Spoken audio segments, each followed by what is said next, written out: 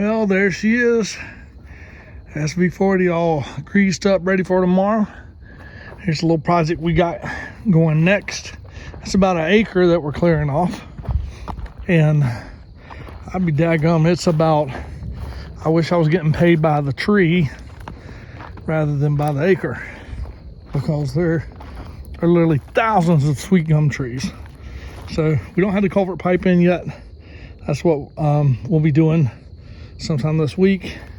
Put the culvert pipe in from the white flag to the white flag over there.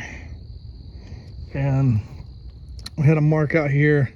Got a fiber optic line about where I wanted to cut closer, down closer to the red over here, but we got a fiber optic line there running right where that pipe is, kind of. So I need to figure out how deep that fiber optic line is to see how much I can cut from this initial entrance and give her a nice gradual slope coming up in here.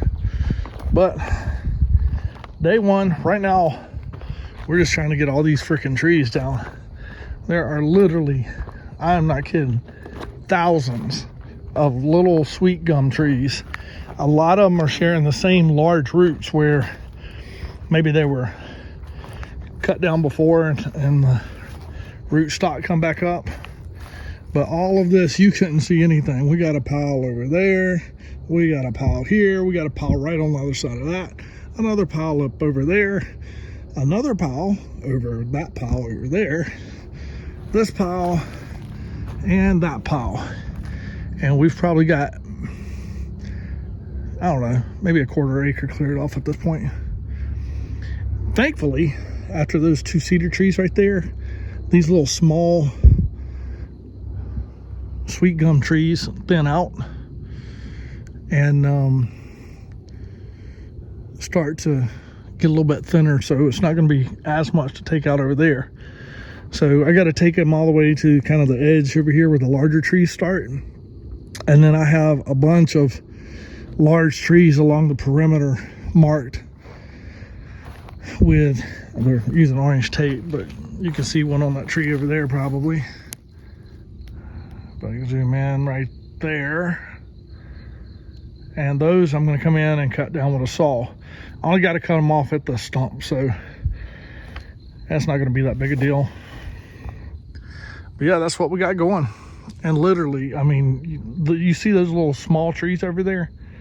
Thousands and thousands and thousands of them. I am not exaggerating.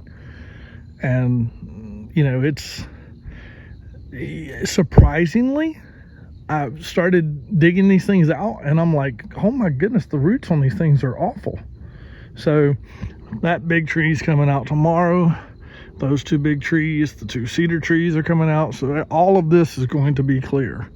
And then once we get all these cleared out, I've got these piles here. We're gonna have a burn pit over there. And as soon as we get some more rain, we're gonna light them up. And then we'll scrape off all of this other vegetation and get everything cleaned up and neat while the burn pile's going. But all in all, not a bad day for an SV40. And maybe I'm being a little bit overzealous by clearing an acre with this thing, but we priced it right, and so far the customer's very pleased. And once we get in back over here, we're going to actually grade in the building pad for them, and then over there's going to be a barn. We'll grade that in for them. And then eventually they'll have a leach field way on the back side over there that we'll need a pump for. So we'll install the septic system for them.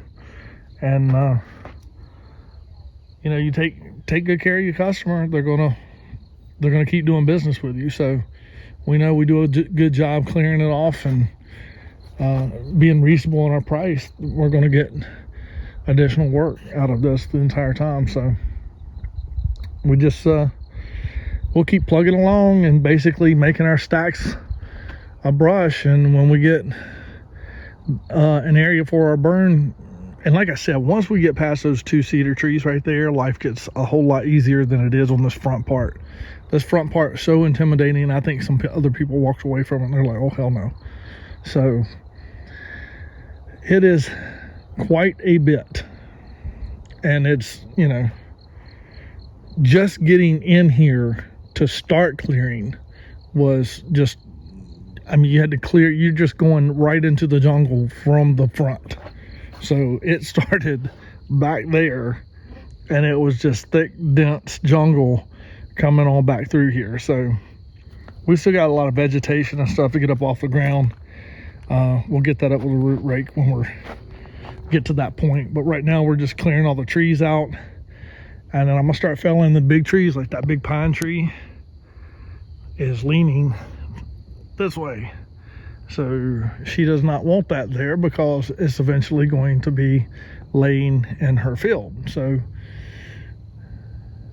she wants to go ahead and take a lot of these trees that are leaning over toward the house, like this one that has the orange on it. You look up, it's leaning. And those really suck, taking down those heavy leaners. And it's not big either, so it makes it hard to do a face cut. So, and then back cut it so it doesn't barber chair. So what I might do on this one, since it's leaning so heavy, is do a really large face cut and then just start cutting from the back and let it, and that way the face cut itself will be the hinge right there. So like I'll do a really deep face cut on that one with the lean and then start from the back and cut it so it'll come on down when you relieve the pressure in the back. But I hate them when they're that thin and they're heavy leaners because they're harder to manage. Yeah, all in all, I'm happy with what we got done today. And most of the time my son's been on the excavator and he's been doing the clearing. And so he's getting some seat time on that to get used to running it.